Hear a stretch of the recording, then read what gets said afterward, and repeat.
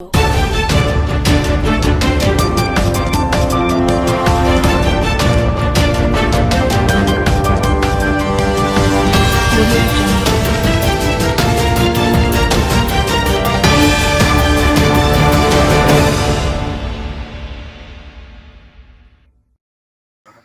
जिहाद का जो आजकल लव जिहाद को एक अध्यादेश पास करके कानून भी उत्तर प्रदेश में बनाया गया है। इसको सबसे पहले बीजेपी के नेताओं को, सेंट्रल नेताओं को भी और राज्यों के नेताओं को भी अपने घरों में लागू करना चाहिए, क्योंकि जो बीजेपी के नेता हैं सबसे पहले उनके घर में लव जिहाद हो रहा है, जिसका नाम वो लव जिहाद दे रहे हैं। और मैं इस अध्यादेश के बारे में बताना चाहूंगा।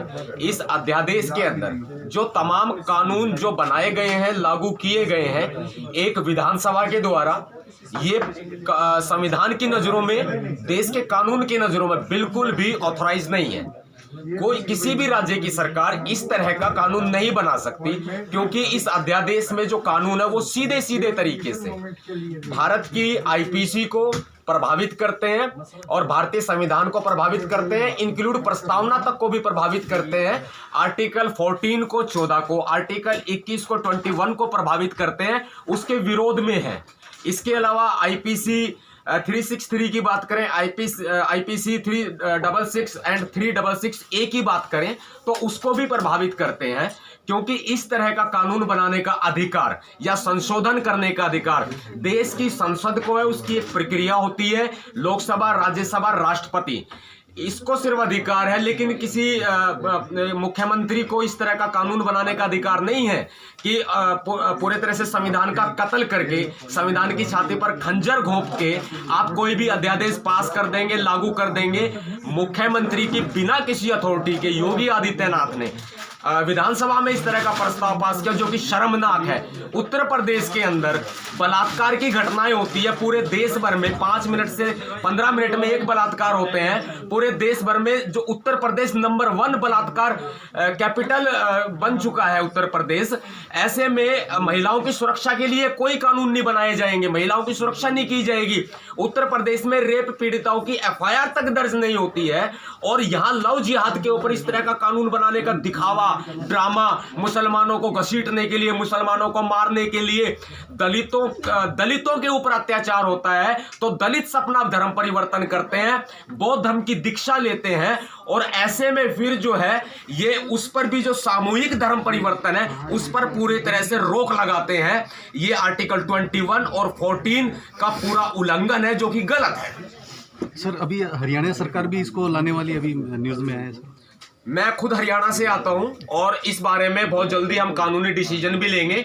हरियाणा सरकार लाए, उत्तर प्रदेश की सरकार लाए, इन सब का एक ही एजेंडा है, किसी भी तरीके से दलितों को, माइनॉरिटी को दबाने का काम करना, और इस सरकार को इनके मंसूबों में हम कामयाब नहीं होने देंगे, क्योंकि संविधान समाप्त करने की तरफ एक इशारा है। सच्चाई पूछो, चाहे हरियाणा के चीफ मिनिस्टर हो, चाहे उत्तर प्रदेश के चीफ मिनिस्टर हो, देश को तोड़ने का काम ये कर रहे हैं, देश के टुकड़े टुकड़े कर रहे हैं, संविधान के खिलाफ अध्यादेश बनाते हैं, देश के टुकड़े टुकड़े करने का ये लोग काम कर रहे हैं, जो कि संविधान विरोधी है, देशद्रोही है। मुख्यमंत्री योगी आदित्यनाथ देशद्रोही है। अगर हरियाणा में मुख्यमंत्री खट्टर साहब इस तरह का कानून लेके आते हैं तो वो भी देशद्रोही होंगे, क्योंकि संविधान के खिलाफ तो कोई भी नहीं जा सकता। लेकिन इन्होंने क्या है कि संविधान का गला घोट करके इन्होंने विधानसभा में इस तरह के प्रस्ताव पास करके सिर्फ जनता को भड़काने का काम करना है। पहले ही जनता भड़की हुई है, और भी ज्यादा भड़काते हैं। ये लोगों के ऊपर धर्म के नाम पर अत्याचार करवाते हैं, सरेआम मारा जाएगा, वो दिन अब दूर नहीं है।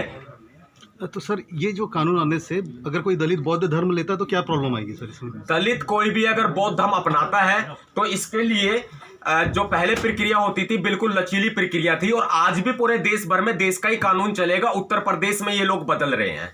इसमें पहले क्या होता था कि अगर धर्म बदलना है तो धर्म बदलने के लिए दीक्षा ली जाती है, वहां के मजिस्ट्रेट को इन्फॉर्मेशन दी जाती है, फिर जो है विज्ञापन दिया जाता है किसी भी एनीथिंग न्यूज़पेपर में, और फिर इसको भारत सरकार को जो है इन्फॉर्मेशन देकर के गजट में प्रकाशित कर दिया जाता है। इस व्यक्ति ने अपना धर्म बदल लिया। अब उत्तर प्रदेश में ऐसा नहीं होगा, धर्म बदलने पर पूर्णतः पाबंदी होगी, और जो बौद्ध धर्म की जो संस्थाएं हैं, या कोई क्रिश्चियंस हैं, मुस्लिम्स हैं, या कोई हिंदू भी है, वो अगर इस तरह का सामूहिक धर्म परिवर्तन कराते हैं तो वो पूरे तरीके से वो बैन कर दिया गया है। सामूहिक धर्म परिवर्तन पर बाकायदा सजा होगी 10 साल की और 50,000 रुपए तक जुर्माना होगा। इस तरह का कानून बना दिया गया है जो कि संविधान के खिलाफ है पूरे तरह से। आप क्या कहना चाहेंगे इसमें जो कानून आया है लव जिहाद का, इसमें प्रक्रिया है SC ST OBC की अगर कोई लड़की का जबरदस्ती धर्म परिवर्तन कराता है उसे 3 से 5 साल की सजा है, और उसमें जनरल की कोई कराती है तो उसमें लिमिटेशन रखी गई है, तो ऐसा क्यों है? देखिए, SC ST OBC जर्नल सबके लिए बराबर कानून है। अगर नाबालिग का धर्म परिवर्तन कराया जाता है 366 है, अगर उसके साथ फिर विवाह भी किया जाता है उसको बरगला करके, माइनर है अगर लड़की, तो 366A 10 साल की सजा तो ऑलरेडी है इसमें। लेकिन जर्नल के लिए ये अलग से देते हैं क्योंकि इन्होंने सिर्फ और सिर्फ भारत को हिंदू राष्ट्र बनाने का ये लोग सपना देख रहे हैं, और ऑलरेडी कानून में प्रावधान होने के बावजूद ये स्पेशल मुसलमानों के लिए, दलितों के लिए, SC ST को इसमें बीच में इस कानून में घुसाया जा रहा है, जबकि नाबालिगों के साथ सरेआम उत्तर प्रदेश में रेप की घटनाएं होती हैं और 366A में 366 में पुलिस कार्रवाई नहीं करती। वो पुलिस, वही उत्तर प्रदेश की पुलिस लव जिहाद में कार्रवाई करेगी। किसके खिलाफ करेगी? दलितों के ही खिलाफ करेगी, मुसलमानों के खिलाफ करेगी, क्रिश्चियंस के खिलाफ करेगी, बौद्धिस्ट के खिलाफ करेगी, सिखों के साथ ये किया जाएगा। तो ये पूरे तरह से इन कम्युनिटीज को दबाने की साजिश है, जिसमें पूरे तरह से भगवा गुंडाराज और हिंदू गुंडाराज आने वाला है। मैं खुलकर कहूंगा इस बात। हाँ, इसमें डिसाइड कौन करेगा कि इस तरह की चीजें ये इसका धर्म परिवर्तन कराया गया है? कौन, लड़की डिसाइड करेगी कि ये समाज डिसाइड करेगा? ये व्यक्ति की स्वतंत्रता है, व्यक्ति की स्वतंत्रता है। संविधान इसका हमें हक देता है। लड़की हो, लड़का हो, कोई भी हो, अगर वो अपना धर्म परिवर्तन करता है तो इसके लिए संविधान में प्रावधान है ऑलरेडी, और शादी के लिए भी धर्म परिवर्तन कराया जा सकता है, कोई प्रॉब्लम नहीं है। लेकिन बिना धर्म बदले भी कोई शादी करता है तो स्पेशल मैरिज एक्ट है इसके लिए।